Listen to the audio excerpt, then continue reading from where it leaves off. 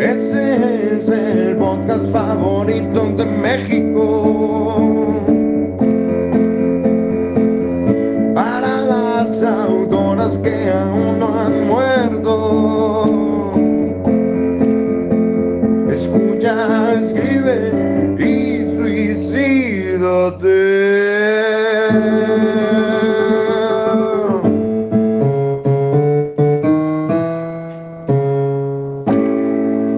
Muy buenos días a todas y a todos nuestros oyentes. Espero que el día de hoy se encuentren muy bien, porque les traemos un episodio muy especial. Es nuestro último episodio de la temporada y el día de hoy les venimos a hablar de la autora Alejandra Pizarnik. Nos vamos a ir hasta Sudamérica para conocer un poco más de su vida, de su historia y sobre todo de su obra. Recuerden que están escuchando el podcast Autoras Eternas y comenzamos.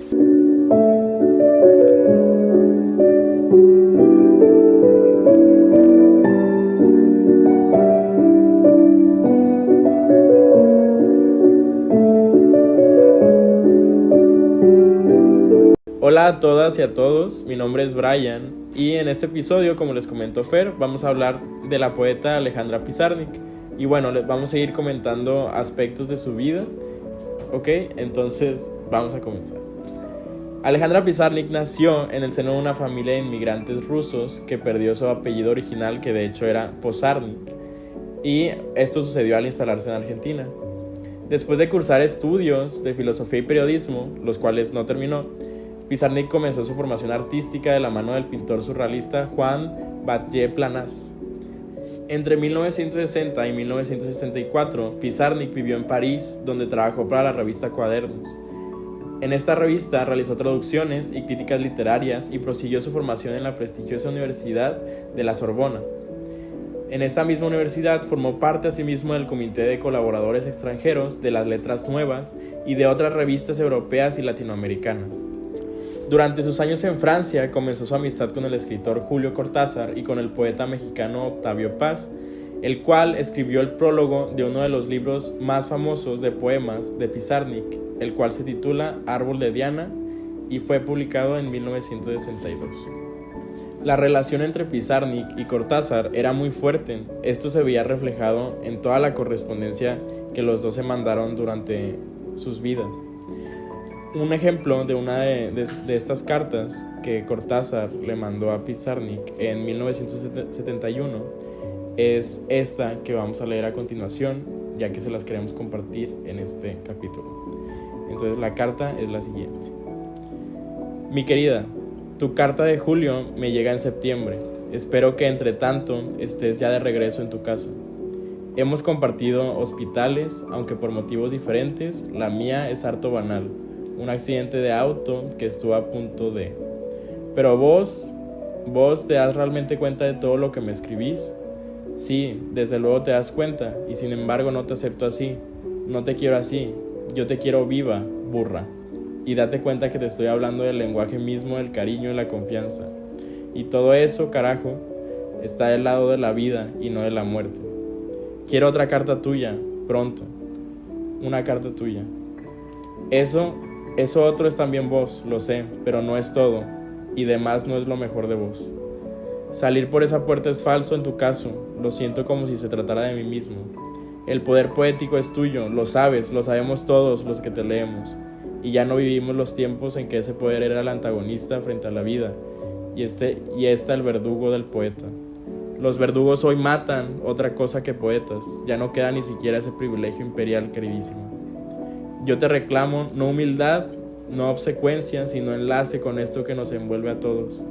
Llámale la luz, o César Vallejo, o el cine japonés, un pulso sobre la tierra, alegre o triste, pero no un silencio de renuncia voluntaria. Solo te acepto viva, solo te quiero, Alejandra. Escríbeme, coño, y perdona el tono, pero ¿con qué ganas te bajaría el slip, rosa o verde? Para darte una paliza de esas que dicen te quiero a cada chicotazo. Qué emotiva carta y qué fuerte, ¿no? La manera en la que Cortázar le pide a Pizarnik que se quede con él, ¿no? Que se quede aquí, que no intente suicidarse, ¿no, Brian? Sí, es muy interesante también ver cómo pues Cortázar también resalta en esa carta aspectos de la literatura de Pizarnik, de lo que habló en toda su literatura, ¿no? En todas sus obras. Es muy fuerte, y también ver, o sea, como que esta desesperación en la carta de Cortázar, pues sí, como dice Fer, tratando de hacer que se quede, ¿no? Que no se suicide. Pero bueno, vamos ahora a tocar un poco hablar un poco sobre la obra lírica de Alejandra Pizarnik.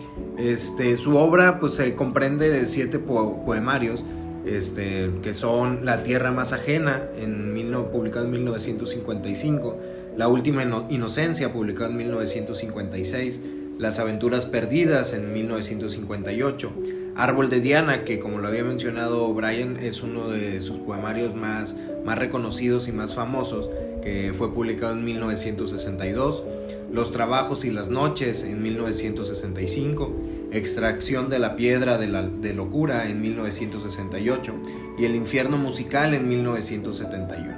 Cada uno de estos poemarios pues fueron muy importantes en la vida de Pizarnik, y demostraban, ¿no? un poco el sentimiento de que estaba pasando en ese momento, lo se veía reflejado en sus escritos.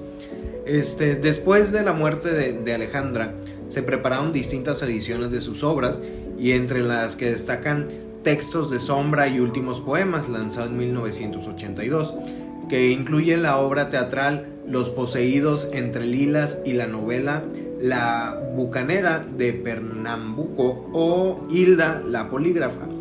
También póstumamente fue reeditado el conjunto de sus textos en el volumen Obras completas, en 1994, y sus cartas quedaron recogidas en Correspondencia, publicado en 1968, que de aquí es donde se saca esta carta que tiene con Julio Cortázar. Así es, y también un detalle importante a decir es que las obras de Pizarnik, toda la obra que hizo en su vida es muy muy corta, o sea, son obras como muy cortas, como pudimos escuchar, pues no son muchos textos, ¿no? Lo que más se puede rescatar de las obras de Pizarnik son sus poemas, y también en sus diarios la manera de redactar era muy poética, ¿no? Siempre estuvo presente en su vida los poemas, la poesía, ¿no? Y bueno, Pizarnik había publicado sus primeros libros en los 50, pero solo a partir de Árbol de Diana, que lo publicó en 1962, también Los trabajos y las noches en el 65 y Extracción de la piedra de la locura en el 68, encontró Pizarnik su tono más personal, tributario al mismo tiempo del automatismo surrealista y de la voluntad de exactitud racional. En esa tensión se mueven estos poemas deliberadamente carentes de énfasis y muchas veces hasta carentes de forma, como anotaciones alusivas y herméticas de un diario personal. Su poesía, siempre intensa, a veces lúdica y a veces visionaria, se caracterizó siempre por la libertad y la autonomía creativa.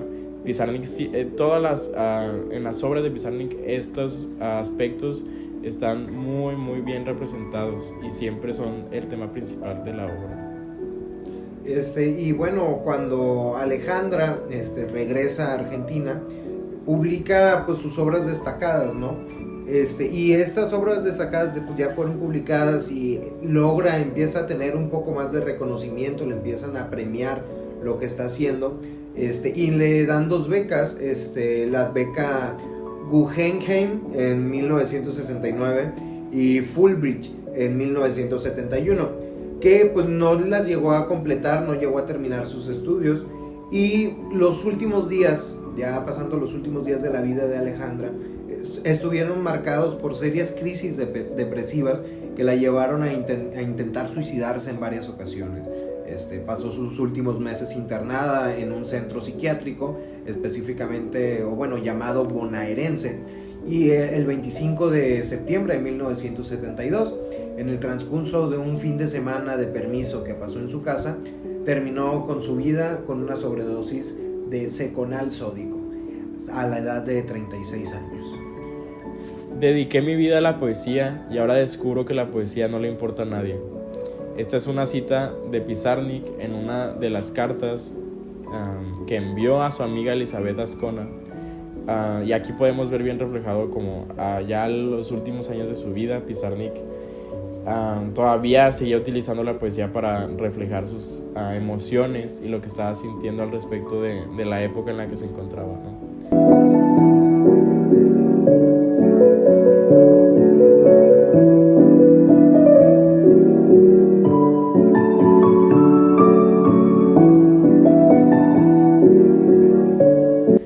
Continuamos aquí en Autoras Eternas. A continuación les traeremos nuestra sección Poemas Colgados con textos de nuestras autoras. El primer poema de Alejandra Pizarnik que les traemos se llama Días contra el ensueño. Esperemos les guste. No querer blancos rodando en planta movible. No querer voces robando semillosas arqueadas aéreas. No querer vivir 1000 oxígenos, líneas cruzadas al cielo. No querer trasladar mi curva sin encerar la hoja actual. No querer vencer al imán, la alpargata se deshilacha. No querer tocar abstractos, llegar a mi último pelo marrón. No querer vencer colas blandas, los árboles sitúan las hojas. No querer traer sin caos, portátiles vocablos.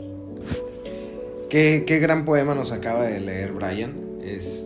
Y continuando con nuestra sección Poemas Colgados, les traemos otro poema de Alejandra titulado La Última Inocencia, donde de alguna manera podemos ver reflejado ese sentimiento por querer dejarlo todo que la acompañó durante varios años de su vida. Comenzamos. Partir, en cuerpo y alma partir, deshacerse de las miradas, piedras opresoras que duermen en la garganta. He de partir, no más inercia bajo el sol, no más sangre anonadada, no más formar fila para morir. He de partir, pero arremete, viajera. La verdad que estos poemas que hemos leído me han gustado mucho, pero el que les leeré a continuación es uno de mis poemas favoritos, y con él iniciaremos el final de este programa, el final del programa del día de hoy. Y este poema se titula El miedo. En el eco de mis muertes aún hay miedo. ¿Sabes tú del miedo? Sé del miedo cuando digo mi nombre. Es el miedo con sombrero negro, escondiendo ratas en mi sangre, o el miedo con labios muertos, bebiendo mis deseos. Sí, en el eco de mis muertes aún hay miedo.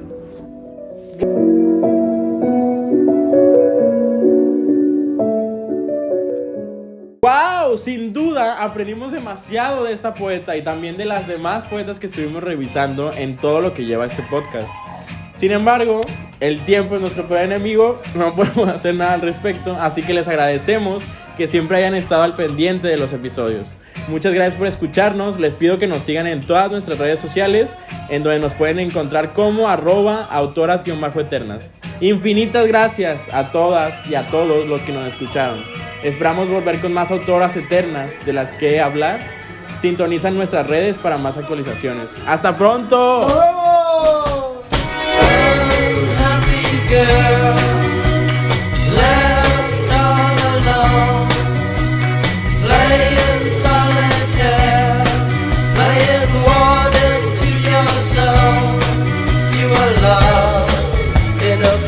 Of your own device, and you can't believe what it does to me.